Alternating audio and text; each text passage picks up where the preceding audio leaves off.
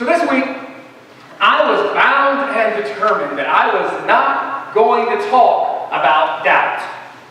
The lectionary text every single year for the week after Easter is the text of Doubting Thomas. And for the last 3 years, on the week after Easter, I've talked to you about Doubting Thomas. And so I said, you know what, this year I'm going to do something a little bit different. When the worship committee and I met, I even told them, I have no idea what the Bible texts are going to be. But I can tell you one thing, it's not going to be about that. And yet here I am. You know, I've often joked that the easiest way for me to tell if God is directing me to do something is by how much I don't want to do it. Because it seems like if I really don't want to do something, that's God telling me to do it. That just seems to be the way my life works. And I don't recommend that as a course of action or reflection for any of you. But for whatever reason, whenever God calls me to something big or new, I always say, no, I'm not doing that. Evan, go into ministry. No. And then eventually, all right, God, I'll go into ministry, but I'm not going to work in the church. Evan, serve the church. No. Okay, I'll serve the church, but I'm not becoming a minister. Evan, go to seminary and become a minister. No. You get the point. And so I should have known that the moment I made this bold declaration that the only thing I am not going to be willing to talk about this week was doubt, that God would sort of shake his head and say, oh, yeah, you are. Now, here's why I didn't actually want to preach on doubt. We live in this age where doubt is more accepted than ever before. I mean, actually, doubt is straight up celebrated. Those outside the fold of the church will think more highly of someone who has great doubts than they will of someone who has few. I mean, there used to be this dichotomy that if you had doubt, then you didn't have faith. So therefore, you couldn't be a faithful person and also a person who had doubts. But now the idea has been put out there that if you don't have doubts, then you don't really have faith. Because the only reason you would have doubt is if you thought about it and wrestled with it, if you really tried to make your faith your own. Last week, I read so many accounts from this new wave of Christian thinkers that esteem doubt above almost anything else. And I read these posts from people responding to their articles who felt this sense of freedom to be allowed to openly question things that I consider to be the essential tenets of the Christian faith. And they talk about how just having the freedom to explore things and the freedom to explore doubt actually made their faith stronger. And as I read these things, I started to feel like maybe I was a bad pastor because I don't really preach with a lot of doubt. And in my own theology, if you talk to me, I don't leave a lot of room for not believing in the essential Christian tenets. And so as I was thinking about all of this, I came to the realization that I don't understand doubt. Like, I literally just don't get it. In many ways, I'm a simple man. I was raised by a simple man. And I was raised to believe that your personal honor and integrity are all you have in this world. That nothing in this world would ever be worth the price of your name. That your word is your bond. And so you always keep your word. I was taught that you give people the benefit of a doubt until they've shown that they're not worthy of your trust. And then it's okay to question what they say. But at first, you treat everyone as the same way that you, of course, would want to be treated. My dad taught me all these things. You know, fathers, you shape your children in so many profound ways. Especially when you realize that often the first thing we tell kids about God is that God is our Heavenly Father. Often children's first impressions on how trustworthy and good God is shaped by how trustworthy and good you are. as their Father. And I realized, as I was reflecting on all this in the sermon, that maybe the reason I don't doubt God and God's character is because I never doubted my Father's character or integrity. And I'm not saying that's the case for everybody, but for me, there was definitely a correlation. Now, my dad was not perfect by any means. My dad was a hard man. There were years and years when Dad and I fought and did not like each other. He will not win any parenting awards. But I never doubted his integrity. And I never doubted his word. His yes was yes, his no was no. And so maybe that's part of the reason that I'm a simple man and I have a simple faith. And so to me, if God exists, and if God is all-powerful, and I think He does, and I think He is, then I don't have any difficulties believing the miracles that are written in this Word. So if God says that He parted the Red Sea and the Israelites walked across on dry ground, then He parted the Red Sea. If God says that Naaman was healed by the prophet Elisha just by dipping himself in the Jordan River 7 times, then that's how it was. And maybe it is the simplicity of my faith that makes it so I don't struggle believing the miracles of Jesus. I don't struggle to believe that He walked on water or the virgin birth or the resurrection. None of that. Because if God can do anything, then there's nothing written in here that is beyond the scope of my belief. And I realize that for me, belief and trust are very much linked. And I trust God implicitly. So that might be why I believe so firmly. I don't know. I said my dad taught me that you trust someone until they've given you a reason not to trust them.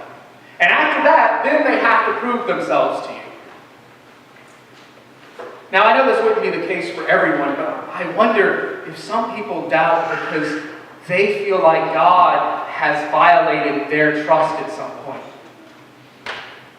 There's so many things that go wrong in this world.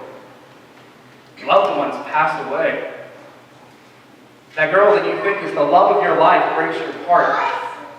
You have a miscarriage. Your spouse leaves you. Your spouse dies. You feel depressed and alone in this world. And suddenly everything you believe about God is called into question because you think that if God does exist, if God is all powerful, and then here's the kicker, if God is all good, then why did these things happen the way they did? And so God becomes the one that maybe you can't trust. The father who gives his children a scorpion instead of bread when they're hungry. Which is the exact image Jesus used to speak against that idea. But sometimes the knowledge that we have in our head has a difficult time making it to our hearts. So maybe people doubt because they expected the world, or probably more likely, they expected their lives to be one set way, and when they're not, then that calls God into question. Because they were put into this situation that was sink or swim, and they feel like they're sinking. The gospel lesson we heard today is one I selected from Matthew. It's a very familiar story. The disciples are on a boat in the Sea of Galilee, and it's nighttime. The wind and the waves are a bit stronger than they prefer, and I'm sure they're already in a little bit of an agitated state when suddenly they see coming towards them, walking on water, this figure. And so since people don't walk on water, they think it's a ghost. But Jesus cries out, "Fear not, it is I." And Peter says, "Lord, if it's really you, command me to walk on the water to you." And Jesus says, "Come." So Peter gets out of the boat now. On the edge of their fishing boats, they weren't little canoes. It was a boat, so he couldn't just swing his leg over the edge and sort of tap his foot on the surface of the water and be like, "All right, it's solid, I'm good." He had to either just swing his body over and lower himself down, or he sat on the edge and he kept his eyes on Jesus the whole time and then pushed himself off, jumping to the water. And either way, he didn't sink. Imagine how surprising and joyous that moment would have been. I envision him doing this kind of startled laughter that one does when you're pleasantly surprised. The kind that just sort of bubbles up out of you, almost involuntarily. And he walked on water. But then, as he got further away from the boat, he saw the effect of the wind, what the wind was doing to the waves, and he got afraid, and he began to sink, and he cries out for Jesus to save him, and immediately Jesus grabs his hand and pulls him up, and he says to Peter, "You of little faith, why did you doubt?"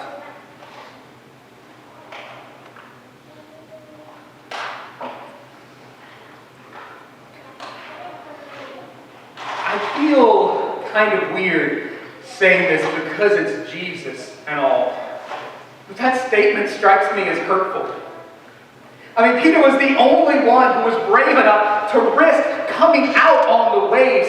He took the plunge off the side of a boat in the midst of a strong wind and turbulent sea. He walked on water.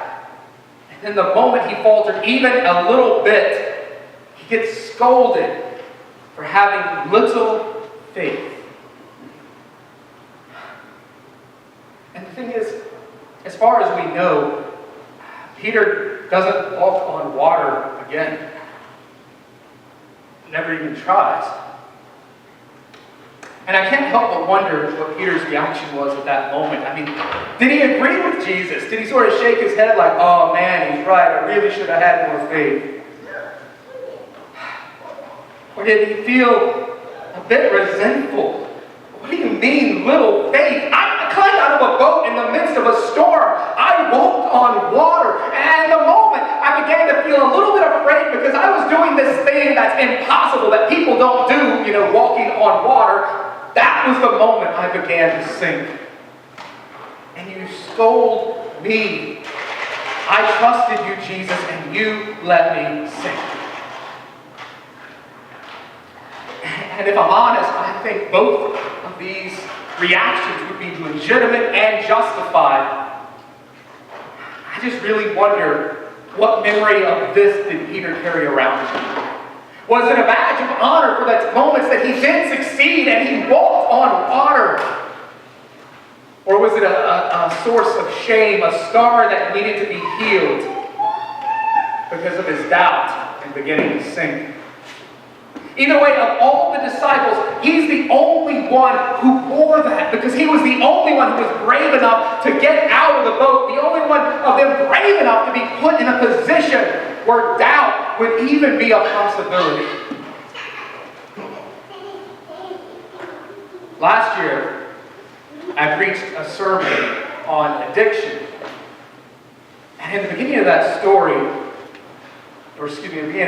I told the story of this tremendously vivid dream that I had that had shaped me in many ways. And in this dream, my buddy Austin and I, who had been playing a lot of this video game where we fought monsters, were now fighting this big black monster. When suddenly, I became the monster. And I was attacking my friend Austin. And once I realized that I'm the monster, I stop attacking him. But he doesn't know the monster is me, so he keeps attacking me. And I forgive him. He doesn't know any better. But I was the monster. And in that sermon, I talked about how I realized that monster was a metaphor for my own struggles and how I battle these things. But then I have these moments where I feel like I'm overtaken and I become the thing that I hate most.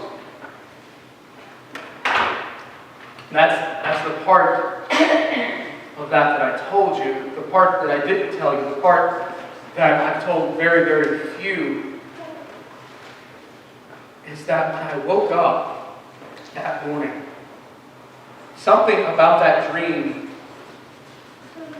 had traumatized me so that the first thing I think was, I don't believe in God. I mean, I didn't think, thank goodness it's a dream, or thank God it's over. I thought these atheistic thoughts, I don't believe in God. And the words escaped my mouth audibly as if I couldn't hold them in. And they terrified me. Now this may come off sounding a little bit macho, but the truth is there's not much in this world that scares me. I just don't fear that much. And a lot of things that scare other people don't even faze me. My mom would tell me it's because I don't have enough sense, and she might be right. But fear's never been a really big driving force in my life. But that thought, the thought of not believing in God, it terrified me to the core. And I immediately told myself that this was silly, that of course I believe in God, I love God, but I couldn't summon any feelings of faith behind that statement. Something about that dream had been so traumatic that I didn't respond with doubt, I responded with sheer disbelief. And so that morning was actually a Sunday morning, the morning of the Cowens Gap service 2 years ago. And there's nothing quite like finding yourself to be a sudden atheist before you have to preach on Sunday. And I remember driving up that mountain to Cowens Gap and just telling myself that I do believe in God. I believe in God. God, restore my faith. God, help my unbelief. And I felt nothing.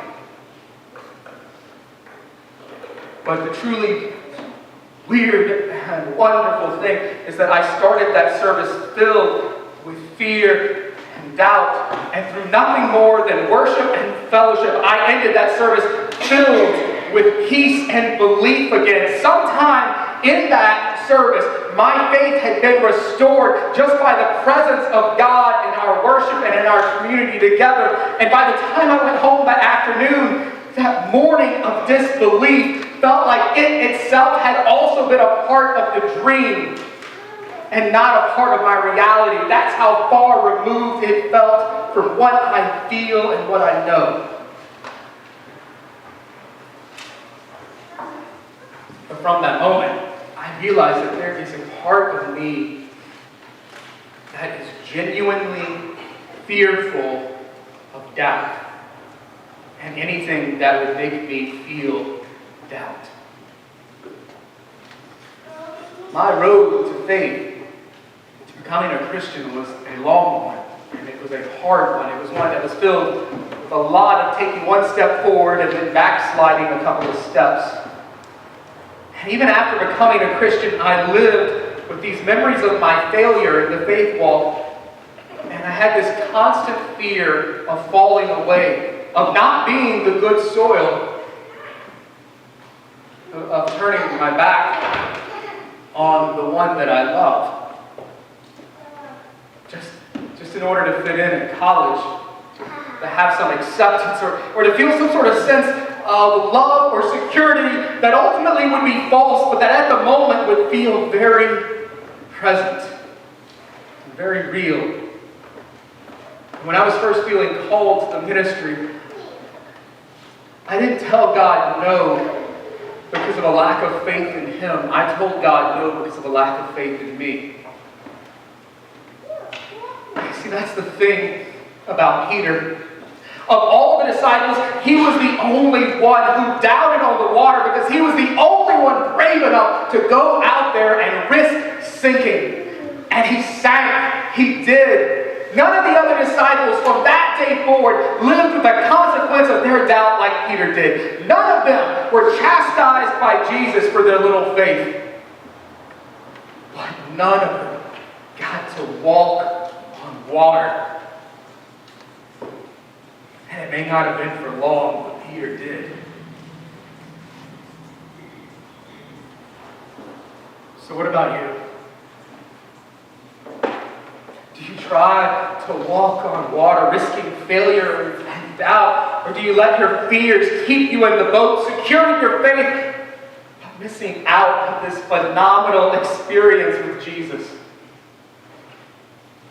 It's It's more comfortable in the boat. It's safer. You don't risk losing face in the midst of the crowd. But I sometimes think that's what's wrong with the church in general. We spend so much time huddled together in the safety of the boat, in the safety of the church, instead of trying to walk out on those waters where Jesus is. See, that's what this community picnic that we're doing in May is all about, really.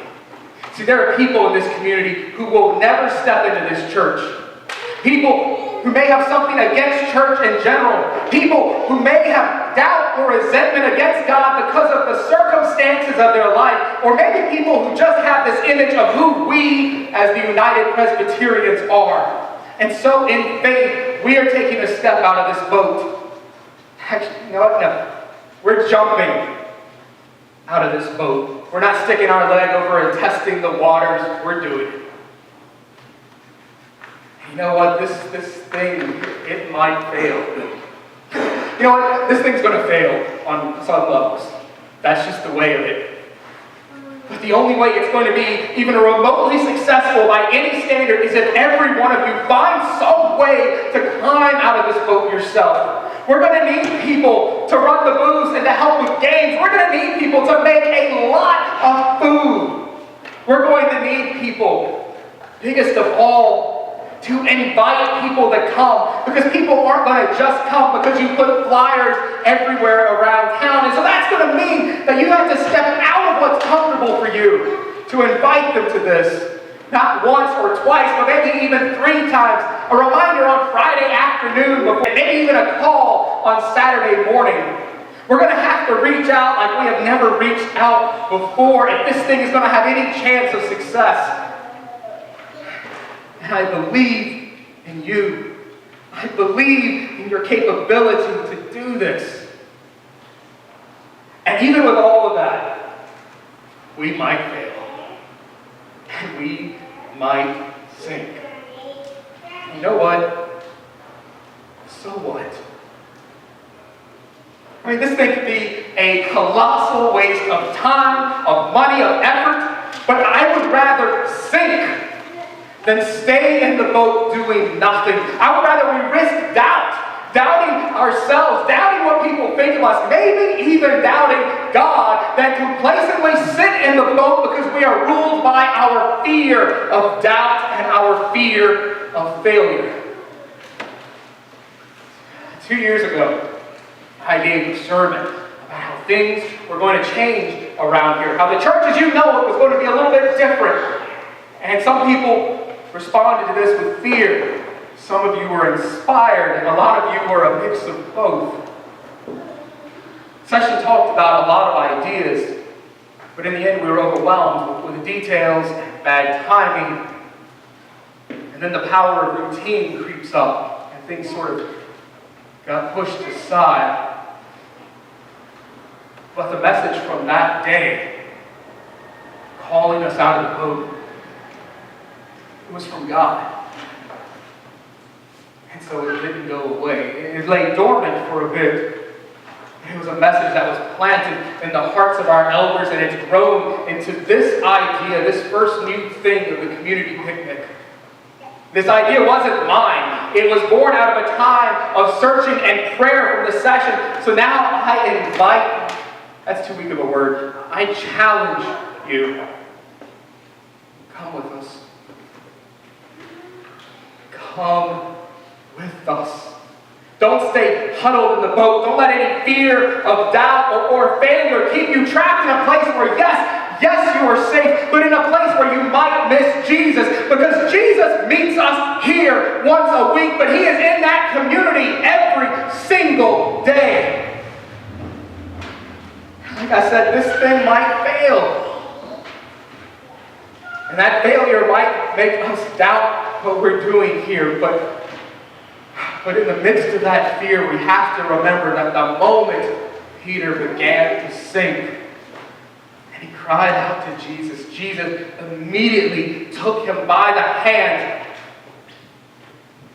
And I would rather experience the firm yet grace-filled hand of God lifting us up in the midst of heartache and failure than to sit safely in a boat ruled by our fears and the thoughts of what if.